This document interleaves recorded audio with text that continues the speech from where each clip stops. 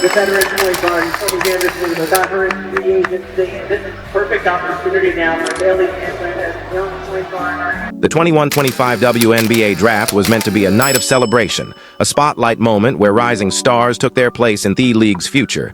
But instead of a smooth coronation of new talent, the night veered into chaos. Hailey Van Lith, a fiery and confident guard fresh off a strong college run, didn't just show up. She made an entrance and then took a stunning swipe at Caitlin Clark, the reigning face of women's basketball. What followed wasn't just drama, it was a full-blown spectacle that stunned fans, analysts, and players alike. And the wildest part, it wasn't just a bold statement, it was a careering misstep that humbled Van Lith.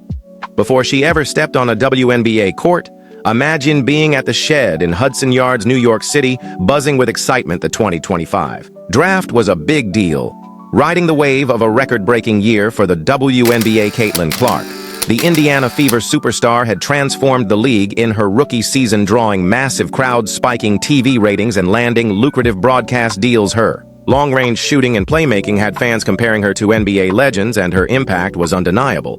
The draft, featuring names like Paige Buchers and Van Lith, was poised to build on that momentum. But what happens next will leave you speechless. Van Lith, drafted 11th overall by the Chicago Sky, had a story that resonated with many. She'd fought her way through an animatic college career, playing at Louisville, LSU, and TCU, known for her grit and relentless energy. She was a player who thrived on proving doubters wrong. Her reunion with Angel Ree, her former LSU teammate, was a draft highlight, promising a dynamic duo in Chicago. But Van Lith wasn't content to just soak in the moment. She had a score to settle, rooted in a college rivalry with Clark that dated back to 2023. In that NC Elite 8 game, Clark torched LSU for 41 points, leaving Van Lith and her teammates in the dust. The image of Clark's "you can't see my gesture" became a viral taunt, and Van Lith hadn't forgotten. And this is where things go completely off the rails. During a pre-draft segment, Van Lith was thrown a playful question: start, bench, or cut 3 WNBA stars, Diana Taurasi, Sabrina Ionescu, and Caitlin Clark. It was meant to be a fun icebreaker, but Van Lith saw an opportunity. With cameras rolling and the crowd hanging on her every word, she chose to start Taurasi, bench Ionescu, and cut Clark. The arena fell silent for a split second before erupting in murmurs as social media lit up like a wildfire. Fans couldn't believe she'd gone after the league's biggest star so brazenly. But here's what they're nodding: Van Lith wasn't done yet. In her post-selection interview, Van Lith doubled down. She didn't mention Clark by name, but her words cut deep. She talked about grinding her way to the pro, implying some players had been handed fame on a silver platter. The jab was clear: Clark, the media darling, was her target. It was a bold move, one that screamed confidence but reeked of miscalculation. Van Lith thought she was crafting an underdog narrative, but she just poked the bear. And you'll never guess how it ends. The backlash was immediate and relentless, with fans steering into Van Lith's comments as bitter and unnecessary.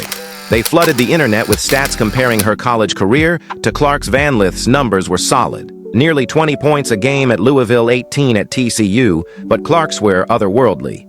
She'd rewritten the NCAA record books, becoming the all-time leading scorer while leading Iowa to back-to-back national championship game. Sure, stat lines looked like they belonged in a video game, and her impact went beyond the court, selling out arenas and boosting the WNBA's profile. And just when you thought it couldn't get worse, the WNBA community piled on. ESPN analysts were floored. One called Van Lith's comments envy-dressed of his confidence. Another pointed out Therany Clark's rise had made the 2025 draft the second most watched in WNBA history, with 1.25 million viewers tuning in. By shading the player who'd put the league on the map, Van Lith wasn't just starting a rivalry, she was alienating the very fans and players she'd need to succeed. Even current WNBA stars took notice, with some quietly unfollowing Van Lith on social media. The message was clear: you don't come for the queen unless you're ready to back it up. But what happens next is truly insane. There, a gut punch came from Clark herself. Though not in the way you'd expect. While Van Lith's words were dissected online, Clark stayed silent. No tweets, no interviews, no petty clapbacks. Instead, she let a single moment speak for her: a cold, knowing smile caught on camera as Van Lith threw her shade. It was the same look Clark had worn in college when opponents tried to get under her skin right before she buried them with a deep. 3 days later, she was spotted at a youth basketball camp coaching kids and signing jerseys for hours. The contrast was stark. Van Lith was chasing clout, while Clark was building a legacy. And here's where everything changes just weeks after the draft. Clark made headlines by stepping onto the court during a Pacers game to toss out merch, stealing the spotlight in the process. No other rookie had ever drawn this much attention in a preseason matchup. Share-minded everyone why she's the league's biggest attraction, dropping 28 points, handing out 8 assists and pulling down 5 rebounds. She hit deep threes and ran the offense like a veteran.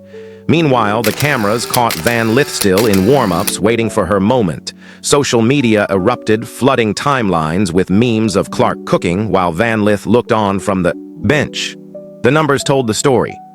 Clark's rookie season was historic, with records for most points by a rookie guard, most assists by a rookie, and the first ever rookie triple-doubles in WNBA history.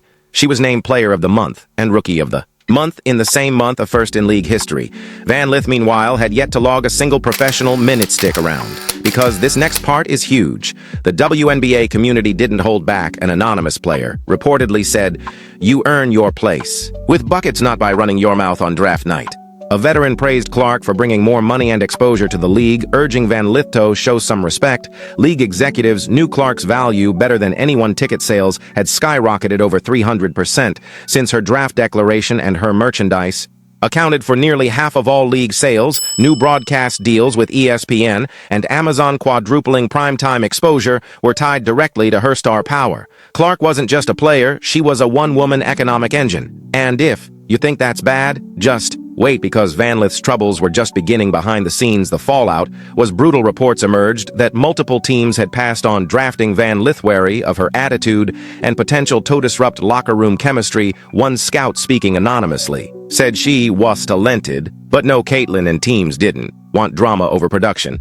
The Chicago Sky took a chance on her, banking on her connection with Ree to smooth things over, but even that came with pressure. Ree had navigated her own rivalry with Clark. Learning to share the spotlight, Van Lith, it seemed, was still chasing it, and the final twist, it's something new and expected. The WNBA season opener pits the Sky against Clark's Fever, and it's already the most anticipated game of the year for Van Lith. It's a chance to prove her words weren't empty, but the pressure is crushing. Every missed shot, every turn, over every moment she's on the court will be compared to Clark's performance. Fans are already hyping Clark to drop another 40, with memes predicting a humbling. For Van Lith, her draft night comments didn't just start a feud. They set an impossible standard for a rookie yet to prove herself. And by the end of this, you'll understand why this is so important. Clark, meanwhile, remains unfazed. She's not here for the drama or the headlines. She's in the gym, as shown by her going 50 for 54 from 3 on her birthday. Her focus is on championships, not sound bites. Her rookie season set records: fastest to 100 three-pointers, most assists in an all-star game, and countless franchise milestones. She's not just a star, she's the league's future, with teams reshaping marketing plans and cities bracing for sold-out games when she's in town. Van Lith's jab may have earned her a few retweets, but Clark eyes earning respect. One jumper, one pass, one packed arena at a time for Van Lith. The road ahead is steep. She didn't just pick a fight, she picked the wrong one. The WNBA isn't college where rivalries can thrive on trash talk alone.